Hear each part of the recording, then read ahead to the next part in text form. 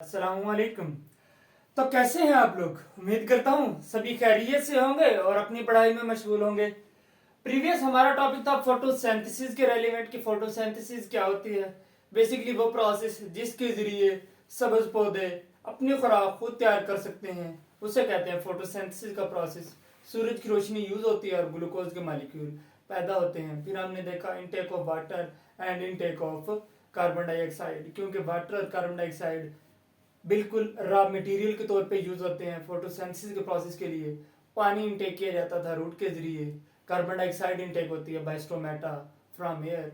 आज का जो हमारा टॉपिक है वो है मैकेनिज्म ऑफ फोटोसिंथेसिस, कि जो फोटोसिंथेसिस है वो होती किस तरह है, वो किस तरह पानी को यूज करती है, किस तरह कार्बन डाइऑक्साइड को यूज करती है, किस तरह ऑक्सीजन पैदा करती है, किस तरह वो ग्लूकोज के मॉलिक्यूल पैदा करती है। आज हम वन बाय वन देखते हैं। बेसिकली फोटोसिंथेसिस के प्रोसेस को दो फेजेस में डिवाइड किया गया है। डिवाइड किया जाता है सहूलत के पेश नजर, समझने के पेश नजर। हकीकत में यह नहीं होता कि एक प्रोसेस हो जाए उसके बाद दूसरे प्रोसेस के लिए वेट करना पड़ेगा 2 घंटे बाद ही होगा। प्लांट्स के अंदर ये कंटिन्यूस प्रोसेस होते हैं, ये चलते रहते होते हैं प्रोसेस। प्लांट्स के अंदर इन दी रेयर कोई डिवीजन नहीं होती, बट समझने की नीयत से इनको डिवाइड कर दिया गया है कि एक रिएक्शन होता है लाइट रिएक्शन, दूसरा होता है डार्क रिएक्शन। लाइट रिएक्शन नाम से ही जाहिर है, लाइट रिएक्शन रोशनी की मौजूदगी में होने वाला रिएक्शन, इसके लिए रोशनी जरूरी हो।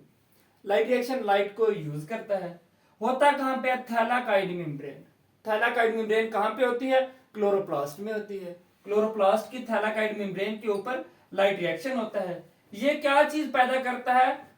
ऑक्सीजन का मॉलिक्यूल पैदा करता है। जबकि यूज क्या करता है? ये पानी को यूज करता है। हमने देखा था intake of water and carbon dioxide. पानी और कार्बन डाइऑक्साइड रॉ मटेरियल थे फोटोसिंथेसिस के लिए।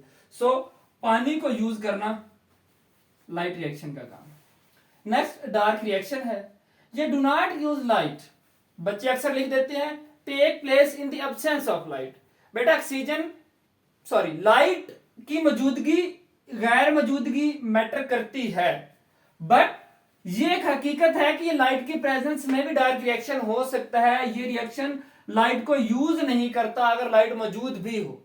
इसको लाइट चाहिए नहीं होती। Do not use light, absence of light नहीं, do not use light. Light हो भी तो ये यूज नहीं करते। ये होते कहां पे बेटा? क्लोरोप्लास्ट के स्ट्रोमा के अंदर होते हैं। इससे क्या बनता है? ग्लूकोज का मॉलिक्यूल पैदा होता है। लाइट रिएक्शन से ऑक्सीजन पैदा होती है, डार्क रिएक्शन से ग्लूकोज का मॉलिक्यूल पैदा होता है। जबकि ये यूज क्या चीज करता है? कार्बन डाइऑक्साइड यूज करता है। लाइट रिएक्शन है, एनर्जी सूरज की रोशनी इस्तेमाल होती है, बनता क्या है? एटीपी और एनएडीपीएच प्रोड्यूस होते हैं। जबकि डार्क रिएक्शन इन्हीं चीजों को यूज करता है, एटीपी और एनएडीपीएच को यूज करता है। दोबारा से देख लें एक बार। लाइट रिएक्शन लाइट यूज करता है, जबकि डार्क रिएक्शन लाइट को यूज नहीं करता। लाइट हो भी सही तो ये यूज नहीं करता। लाइट रिएक्शन होता है थैलाकाइड मेम्ब्रेन के ऊपर, जबकि डार्क रिएक्शन जो होता है ये क्लोरोप्लास्ट के स्ट्रोमा के अंदर होता है।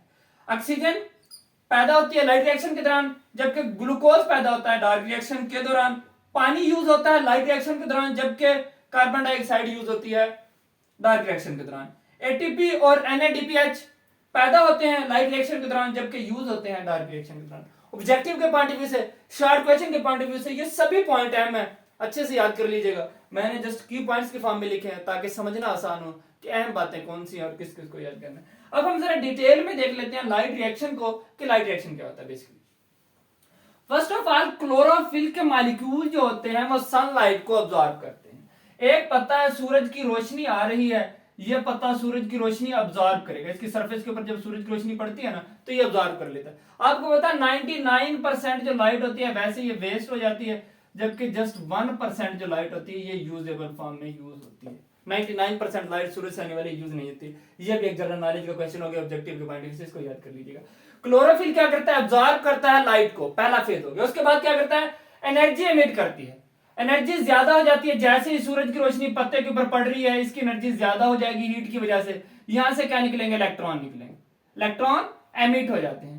इलेक्ट्रॉन जो एमिट होते हैं वो कहां पे जाते हैं? इलेक्ट्रॉन ट्रांसपोर्ट चेन के ऊपर। एनर्जी हाई हुई, इलेक्ट्रॉन एमिट हुए, इलेक्ट्रॉन एमिट होके कहां गए? इलेक्ट्रॉन ट्रांसपोर्ट चेन के ऊपर। इलेक्ट्रॉन ट्रांसपोर्ट चेन के ऊपर एटीपी फॉर्म होगी। एटीपी एनर्जी मॉलिक्यूल है, एनर्जी करेंसी है, आपने देखा था पहले दूसरे लेक्चर में ही, चैप्टर 7 बायो एनर्जेटिक्स के। सो इसके बाद क्या होता है, पानी की ब्रेक डाउन भी होती है, इंपॉर्टेंट शॉर्ट क्वेश्चन है, ऑब्जेक्टिव के पॉइंट ऑफ व्यू से भी इंपॉर्टेंट है। फोटोलाइसिस क्या होती है, ब्रेक डाउन ऑफ वाटर। इधर हमने क्या लिखा था, कार्बन डाइऑक्साइड इज यूज्ड, इधर क्या लिखा था, वाटर इज यूज्ड। सो पानी जो यूज होता है वो कहां पे यूज होता है, इधर यूज हो रहा है। H2O पानी की ब्रेक डाउन हो रही है, ऑक्सीजन पैदा हो रहा है, हाइड्रोजन पैदा हो रही है, इलेक्ट्रॉन पैदा हो रहे हैं। अभी इसका टूटना आप देख रहे हैं, बाद में देखिएगा कि ये इस्तेमाल कहां का होता है। ऑक्सीजन आपको पता है एनवायरनमेंट में चली जाती है, फोटोसिंथेसिस के प्रोसेस से हमें ऑक्सीजन मिलती है। वो कैसे मिलती है, इसी तरह फोटोलाइसिस होगी, पानी की ब्रेक डाउन होगी, ऑक्सीजन निकलेगी, वो हम इस्तेमाल कर लेंगे, एनवायरनमेंट में फ्री फॉर्म में रिलीज हो जाती है। ये वाला जो हाइड्रोजन है ये कहां जाता है, Na पॉजिटिव के साथ मिलता है और NaDPH में कन्वर्ट कर देता है। ये हाइड्रोजन और दोनों इलेक्ट्रॉन एक सर्कल से गुजरने के बाद, इलेक्ट्रॉन गुजरते हैं सर्कल से, हाइड्रोजन गुजरता भी नहीं है, हाइड्रोजन डायरेक्टली जाके Na पॉजिटिव के साथ मिलता है और NaDPH बना देता है। ये बात सेम इसी स्कीम के अंदर लिखी हुई है, स्कीम को जी स्कीम भी कहते हैं। लाइट रिएक्शन को क्यों कहते हैं जी स्कीम, क्योंकि इसको अगर ड्रा किया जाए तो इसकी जो शेप है ये जी शेप बनती है, इसलिए इसको जी स्कीम भी कहते हैं। देख लेते हैं दोबारा से, यही सारा कुछ इधर भी एक्सप्लेन किया गया है। क्लोरोफिल मॉलिक्यूल्स के ऊपर फोटॉन की फॉर्म में एनर्जी आई है, फोटॉन कहते हैं एनर्जी पैकेट्स को, सूरज से आने वाली एनर्जी को। सो ये क्लोरोफिल मॉलिक्यूल के ऊपर जब एनर्जी पड़ती है सूरज की, तो इससे क्या निकलता है, 2 इलेक्ट्रॉन इमिट होते हैं। 2 इलेक्ट्रॉन इमिट होकर कहां चले जाते हैं, इलेक्ट्रॉन ट्रांसपोर्ट चेन के ऊपर, एटीपी बन गया।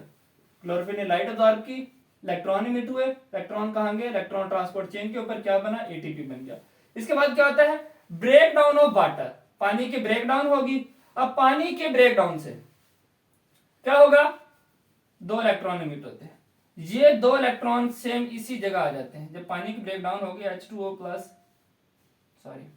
gives us 1 molecule of oxygen and 2 hydrogen plus 2 electron.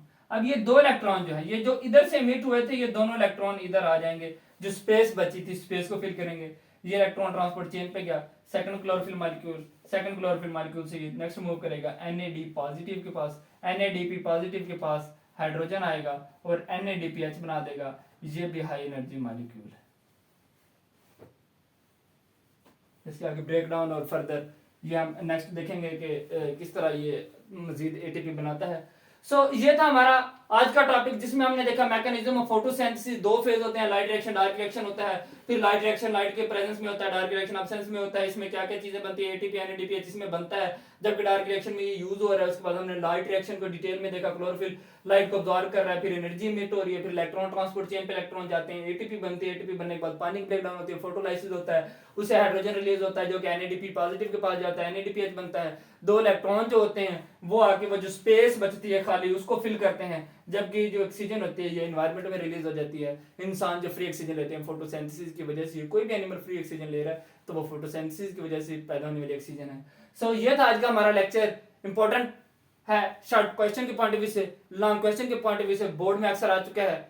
अगर इस चैप्टर के अकॉर्डिंग, इस टॉपिक के अकॉर्डिंग आपको कोई भी कंफ्यूजन हो, आप कमेंट सेक्शन में पूछ सकते हैं। Thank you so much for watching.